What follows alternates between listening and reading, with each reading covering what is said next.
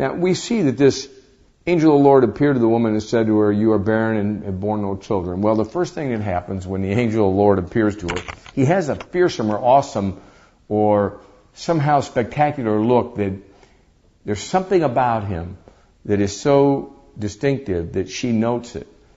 And of course, he tells her something that she hasn't been talking to anybody about necessarily. The fact that she's barren. When a stranger comes and tells you you're barren and this is going to be solved shortly, you pay attention.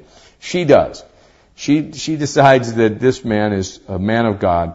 And what you'll see is that she runs to tell her husband. Now, she immediately tells the husband what the man had said to her, and she's faithful in reporting it. He's to be a Nazirite of some sort. Now, in those days, a Nazirite vow, you remember the story of Samuel. In 1 Samuel, his mother Hannah dedicates him to the Lord. And when you took a Nazirite vow, you didn't do a couple of things. One, you didn't go near dead bodies. You were consecrated to God in special ways. You didn't drink wine. You didn't do...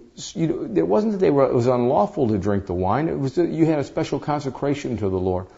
And in this case, there was a special duty that was given to this man, Samson, that he was not going to cut his hair. No razor would ever touch his head. That was one of the other things that signified that he was a Nazirite, especially consecrated to God in those days.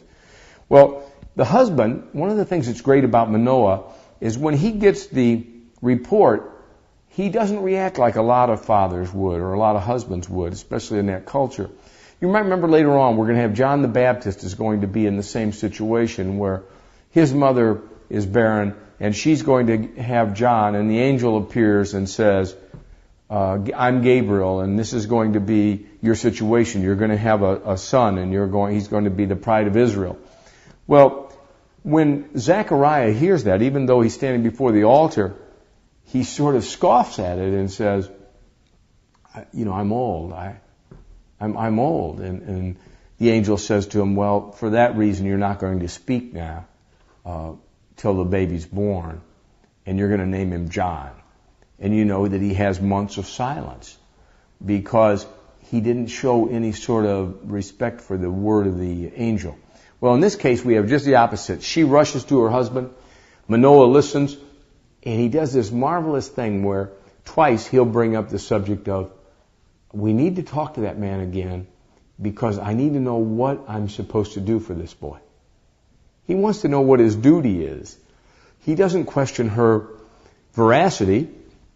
He knows her to be a fine woman. He knows that she isn't a frivolous woman who would just say these things. So he wants to know, what did he say I should do? What are our responsibilities with this boy? And she says, well, I don't know exactly. I didn't know what tribe he was from.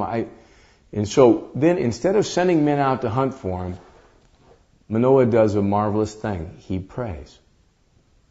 Think about it. Instead of going and sending men in every direction to locate this guy, he just falls to his knees and asks God to locate him and says, oh Lord, would you bring that man back? And of course, either it's hard to tell, either that day or the next day, or maybe the day after the next day. It's hard to say. That man returns again and appears to the wife. And we're going to find out here that Manoah, instead of being offended again that the angel doesn't appear to him, he races and follows his wife and says, Manoah says in verse 12, now let your words come to pass. What will be the boy's rule of life and his work? So the angel of the Lord explains it to him and gives the same things, that he's supposed to have a special standard of dedication to the Lord and not to drink or do any of these things, not to eat unclean things. And he says, I want you to do all these things that I've commanded.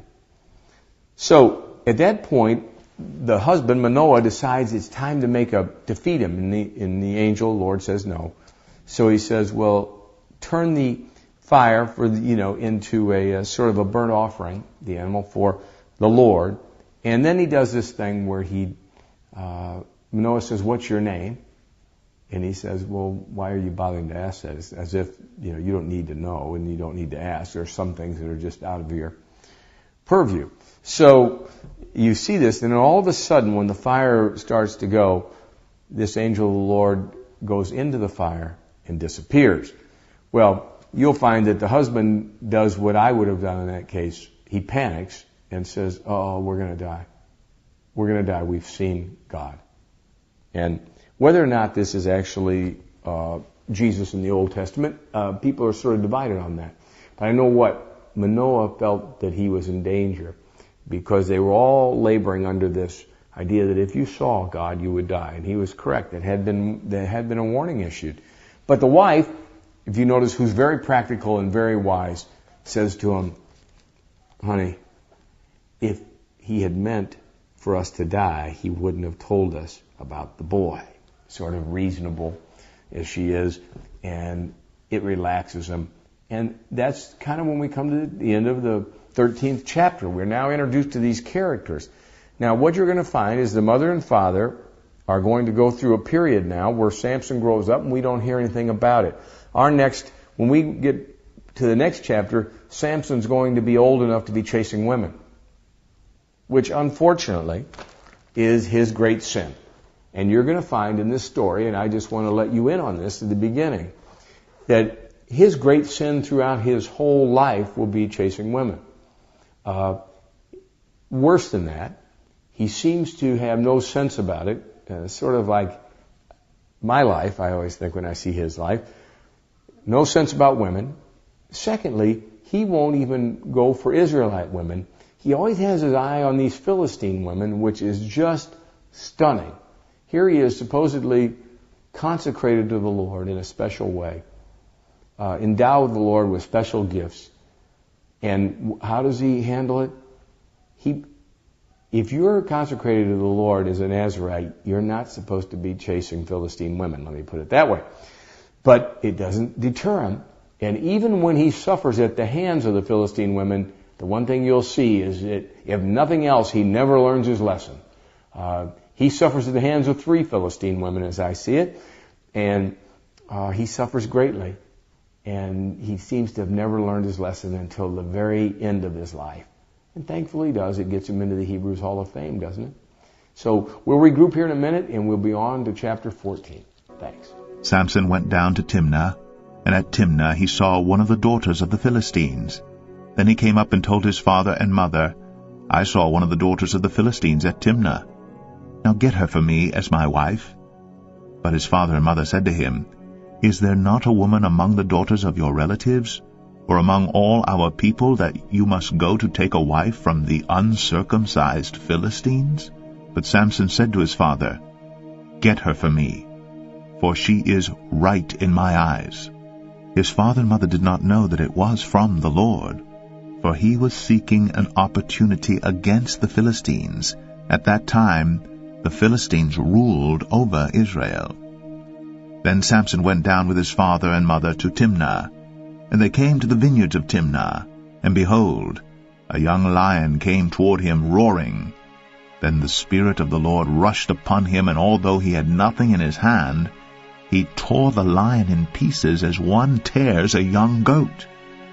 But he did not tell his father or his mother what he had done. Then he went down and talked with the woman, and she was right in Samson's eyes.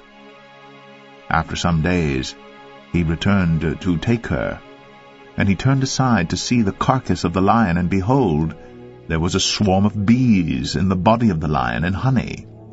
He scraped it out into his hands, and went on, eating as he went. And he came to his father and mother, and gave some to them, and they ate. But he did not tell them that he had scraped the honey from the carcass of the lion.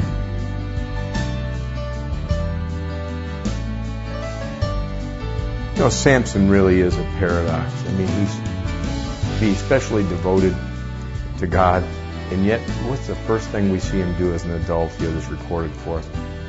He starts chasing women. And like I said, you know, he has to go to the Philistines. None of the Hebrew women are good enough for him. And he sets his eyes on a woman, and he doesn't ask himself if she has any virtue. He doesn't ask himself if she has any character. He knows she's a Dagon worshiper, which should have irritated him and made it impossible for him to be yoked with this woman. It didn't. All he knows is what it says at the end of verse 3. Get her for me. she pleases me well. Truthfully, that was exactly how I got married the first time. Just like Samson. Get her for me, she pleases me well.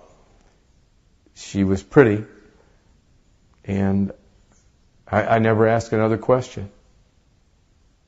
Now, maybe you did the same thing. I have a son. If you're watching this, Eben, I've given this son of mine, he's 30, he'll be 32 this month, next week, come to think of it, and I've given him this advice all the time. Couldn't you ask about a woman's character? He refuses. He's just like his father. He's foolish. Couldn't you ask if she has any faithfulness, loyalty, truthfulness in her? No. Get her for me. She pleases me. He means with his eyes. And I had a little note here. I leave little notes in my Bible so that if he picks it up when I'm dead, he'll know I was always thinking about him.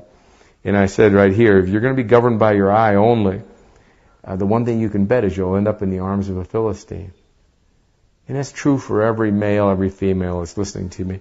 If you don't ask the right questions, are they God lovers?